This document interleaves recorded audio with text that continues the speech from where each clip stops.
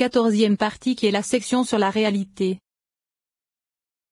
L'objectif de cette section est d'expliquer le sujet de la réalité des séphirotes, car puisqu'il y en a seulement 10, elles ont des réalités à leur existence. Et nous expliquerons également, avec l'aide de Dieu, la réalité spécifique des séphirotes comme cela a été expliqué dans le Zohar et dans les Tikkunim.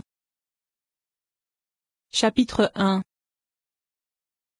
Le sujet de la réalité est une clé que nous avons utilisée dans de nombreuses sections de cet ouvrage, et le sujet en est que les choses qui concernent la sainteté, la tsilut et les choses spirituelles fines sont comme les choses de ce bas monde matériel, car puisque les sujets du corps sont matériels et de valeur inférieure, lorsque l'homme veut accomplir une action sur une chose quelconque autre que lui-même parmi les choses matérielles, il lui est impossible d'accomplir cette action s'il n'annule pas avant toutes les réalités précédentes de ce corps vis-à-vis de sa matérialité afin de les changer en la chose voulue. Par exemple, lorsque l'homme veut se faire un vêtement pour se vêtir, il tond la laine ou le poil d'un être vivant, ainsi, en vérité, la laine reçoit un état différent de ce qu'elle était, et l'être vivant reste déficient, nu et dépouillé de tout. Et ce qui est annulé, c'est la première réalité qui est devenue une réalité différente. Ensuite, il blanchit cette laine, et voici qu'après ce blanchiment la première réalité qu'elle avait lorsqu'elle fut tondue ne reste pas, car la première corporalité a disparu et elle a acquis une réalité plus belle et éminente que la première,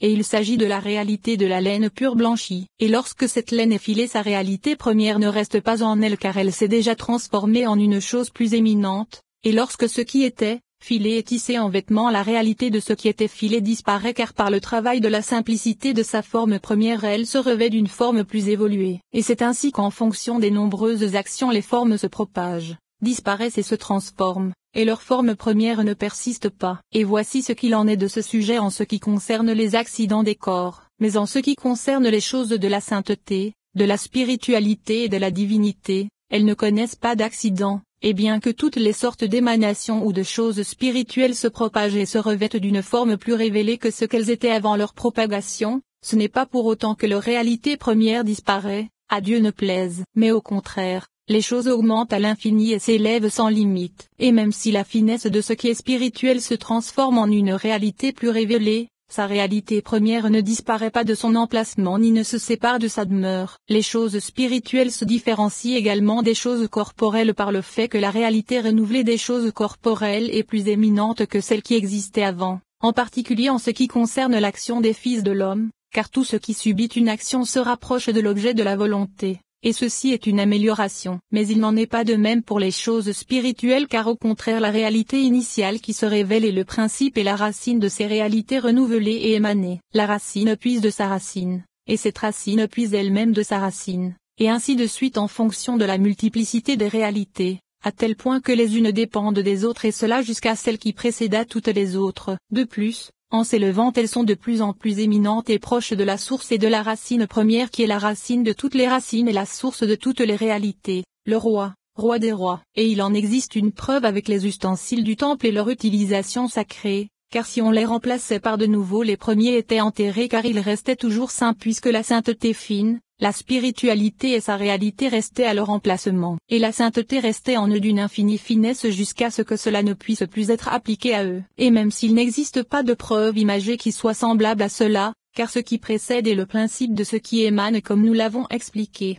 cela n'a pas de semblable car les ustensiles sacrés sont assurément plus éminents que ceux dont on se sert et qui disparaissent. Ainsi le jugement est un jugement de vérité. Et même si cela n'a pas de semblable et que les ustensiles saints sont des choses matérielles, en ce qui concerne les choses spirituelles nous n'en avons aucune compréhension pour pouvoir se les représenter. Et c'est à partir de cela que nos maîtres de mémoire bénis ont enseigné, je dévasterai vos sanctuaires, c'est-à-dire que bien qu'ils soient dévastés, leur sainteté persistera, car puisque la Shekinah est descendue là, quelque chose de la sainteté restera en eux. L'œil ne peut percevoir cela, mais l'esprit peut comprendre les paroles de notre sainte Torah. Et selon ces paroles, ceci concerne les séphirotes car lorsqu'il s'éleva dans la volonté de les faire émaner, la réalité des fines clartés mystérieuses se définit selon ce que nous en avons longuement expliqué dans la section sur les clartés. Et c'est de cette réalité fine que descendirent les degrés jusqu'à la révélation la plus éminente. Et là, une seconde réalité se définit également, et nous la disons seconde car il ne faut pas rechercher ce qu'il y a entre l'En-Sof et Keter.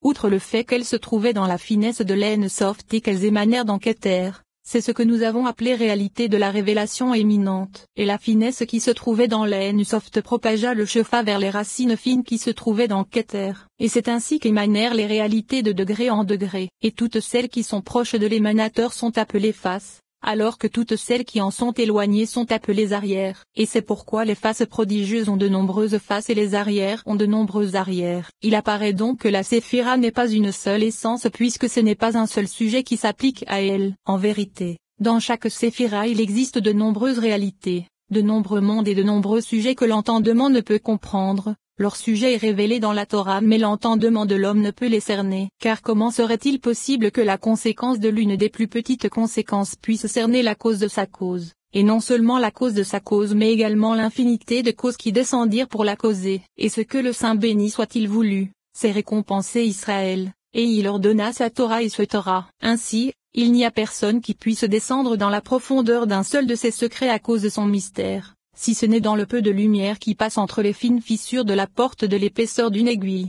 Et ce sont les paroles divines du Saint Rashbi, qu'il repose en paix. Et il nous a indiqué ce sujet dans les Tikkunim, et ce sont les séphirotes des faces et les séphirotes de l'arrière, et elles sont les unes au-dessus des autres. C'est ce qu'il est écrit, car un supérieur veille sur toute chose supérieure, et d'autres choses supérieures se trouvent au-dessus d'eux. Et c'est pour cela que l'on dit qu'il y a beaucoup de faces aux faces redoutables et beaucoup d'arrières aux arrières qui ne sont pas visibles. Et celles de face sont Yavede et Yovoyevo et Yo, Yovede et Yovoavo et Ye, Yovode et Avoavoya, et celles de l'arrière sont Ye, Yoé, Yoevo, Yahvé, Aeyo, Aeyoé et Sotara. Et cette parole ayant été longuement expliquée dans la seconde partie du Sefer Oriakar, il nous en apparaît une grande lumière sur la signification du fait que les séphirotes aient de nombreux aspects et réalités qu'aucune connaissance ne peut dominer pour la raison mentionnée ci-dessus. Et outre cela, les séphirotes ont également des aspects selon lesquels on voulu les différencier et les appeler de telle ou telle façon, et c'est la réalité des noms qui s'applique à chaque séphirote, car ils sont nombreux comme nous l'expliquerons dans la section sur l'arrangement des appellations. Et le Rashbi l'a expliqué en de nombreux endroits des Tikkunim,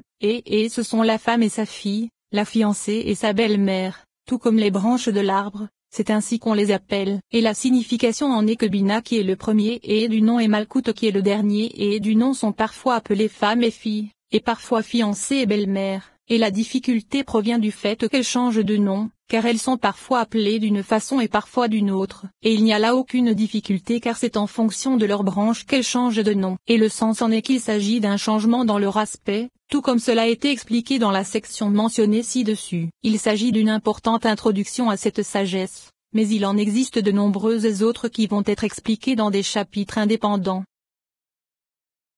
Chapitre 2. Outre les réalités et les aspects mentionnés ci-dessus, il existe d'autres aspects. Car lorsque nous voulons différencier les émanations par le secret de l'assemblage du jugement et de la miséricorde, cela donne un aspect. Et lorsque nous les différencions par le fait qu'elles sont toutes miséricordes, cela donne un autre aspect. Et de même, lorsque nous différencions chaque séphira selon son œuvre de façon individuelle et non par l'assemblage de ses voisines avec elle, cela donne un autre sujet. Et lorsque nous voulons combiner l'une d'entre elles selon la lettre qui lui est associée, son œuvre et ses aspects changent, et ces aspects s'élèvent au nombre de 10. Et il en est de même lorsque nous en considérons 2, elles changent selon le changement des 2. Par exemple, lorsque nous associons Malkout à Yesod et Od, il s'agit d'un aspect de Malkout, et si nous l'associons à Yesod et Netza, il s'agit d'un autre aspect, et si nous l'associons à Od et Netza, il s'agit encore d'un autre aspect. Et on obtient un nombre infini d'aspects, comme nous l'avons expliqué dans le 5e chapitre de la section sur les canaux. Et outre cela, lorsque nous différencions toutes les émanations, par exemple les 7 séphirotes seulement, ou bien les 10 ensemble, ou bien les 3 premières seulement, il s'agit assurément d'aspects différents et le tout ne forme pas un seul sujet. Et grâce à cela on pourra comprendre le verset suivant du Sefer Yetzira. 10 séphirotes du néant et 22 lettres de fondement, 3 mères, 7 doubles, et 12 simples. Et c'est le second verset que nous avons expliqué dans la section sur les sentiers. Dans le verset qui précède, il est dit qu'il existe 32 sentiers. Et maintenant, dans ce verset c'est leur division et leur nombre qui sont expliqués. Et puisque les séphirotes ne sont que 10, comment les sentiers seraient 32? Il est dit qu'il s'agit des 10 séphirotes et des 22 lettres. Et le sujet en est que lorsqu'elles sont toutes ensemble elles n'ont pas la même relation que lorsqu'elles ne sont que 7. Car le rayonnement n'est pas le même dans les deux cas. Et ceci se remarque de nombreuses façons, que ce soit du point de vue de leur représentation ou de leur nombre. Par exemple, lorsque les séphirotes sont 10 et que chacune d'entre elles en contient 10, cela donne 100, et leur nombre peut augmenter à l'infini sur la base du 10 et du 100, car toute partie en contient également 10, et ceci à l'infini, car il n'y a aucune partie dont nous puissions dire qu'il ne s'agit que de Keter ou Okma, comme nous l'avons expliqué dans le second chapitre de la section sur l'essence et la gouvernance. Mais ceci est différent lorsque nous n'en considérons que 7, car nous dirons 7 fois 7 ou bien 7 fois 10, et cela donne un autre nombre qui suit la base 7 et qui augmente également à l'infini. Et voici que le nombre 10 ne ressemble pas non plus au nombre 7 en image. Lorsque nous voulons imaginer les 10 couleurs qui existent dans les séphirotes, les couleurs se combinent et augmentent de façon plus grande que la multitude des couleurs que l'on obtient si elles ne sont que 7, car alors leur combinaison de couleurs ne donne pas une couleur aussi éminente que lorsqu'elles sont 10. Nous pouvons également faire une autre comparaison plus directe. Si l'on fait un médicament qui contienne de nombreuses drogues, sa puissance sera plus grande que celle d'un médicament en contenant seulement 4 sortes, car l'un utilisera des poisons mortels et le plus petit n'en utilisera pas autant. Ceci est explicite, et on peut déduire la même chose pour ce qui est des séphirotes car nous savons qu'elles se divisent en jugement et en miséricorde comme nous l'avons dit précédemment dans la section sur l'essence et la gouvernance. Et voici que lorsque la miséricorde des 3 premières se trouve avec les 7, l'ensemble tend plus vers la miséricorde, et le sens en est que c'est parce que la miséricorde est plus étendue par nature, et lorsque les 3 premières sont seules, la miséricorde se propage beaucoup plus et la nature de tout tend vers la miséricorde, ce qui n'est pas le cas lorsqu'elles s'unissent aux 7 dernières séphirotes, et lorsque les 7 sont seules, l'ensemble tend plus vers le jugement en comparaison avec les 2 systèmes précédents. Et avec cette introduction tu comprendras ce verset, car il y a 4 systèmes parmi les 32 sentiers. Et le tout se réfère à l'essence des séphirotes. Le premier système c'est la nature des 10 ensembles, et ce sont les 10 séphirotes mentionnés dans ce verset. Le second système ce sont les 3 mères que sont Aleph, Mem et Shin, c'est-à-dire Keter, Okma et Bina car elles sont des mères pour Ezed, Din Racham Mim, comme cela a été expliqué dans le 3e chapitre de la section sur les arbitres. Le troisième système ce sont uniquement les 7 séphirotes dont il est dit que ce sont les 7 doubles. Et ce sont Bet Gimel Dalet Kaf Pereshto, et elles sont dites doubles car elles reçoivent une valeur forte et une valeur faible, et elles ont donc 2 emplois. La valeur forte et la valeur faible se réfèrent au jugement et à la miséricorde, et donc aux 7 séphirotes de l'édifice qui agissent parfois en jugement et parfois en miséricorde. Et les 12 simples qui constituent le 4e système sont les 12 limites qui sont 12 existences, et ce sont les 6 extrémités qui accomplissent le jugement et la miséricorde, comme cela sera amplement expliqué dans le 8e, 9e et 10e chapitre de la section sur les particularités des noms à propos du nom de 72 lettres, et voici qu'il ne s'agit pas des 7 séphirotes mais des 6 extrémités qui sont parfois connues sous le nom de branches individuelles, comme cela sera expliqué dans la section mentionnée ci-dessus. Et nous avons trouvé quelque chose de semblable à ce verset dans le Zohar sur la paracha Pekudei à propos du passage et des 1775 cycles. On fit les crochets, tous ces crochets faits par Betsalel, furent faits, pour s'étendre sur la femelle, et ils émanèrent du secret de 1000 qui est le nombre complet, et les 700 sont un secret complet, et les 50 sont aussi un, et de même pour les 70, et le tout ne forme qu'un seul secret, et c'est pourquoi c'est à partir de ce secret et de ce nombre qu'il fit les crochets, et le tout par le secret du veau car c'est avec la forme du veau qu'ils furent formés, et le tout se réfère à un secret supérieur. Ce commentaire vient expliquer le sujet du nombre des crochets, car il est inapproprié de croire que le poids indiqué dans la Torah n'est qu'une coïncidence, et la signification de cela est expliquée en disant tous ces crochets faits par Betsalel. Explication, puisque Betsalel est fille, et puisque nos maîtres de mémoire bénis ont dit que Betsalel savait combiner les lettres par lesquelles les cieux et la terre furent créés, le verset dit à son propos, je l'ai rempli d'un souffle divin et ce Torah, et il a été expliqué que tout comme la création des cieux et de la terre se fit par Okma, Tevuna et Da'at, il en est de même pour la construction du tabernacle, et l'emplacement de la résidence de Okma,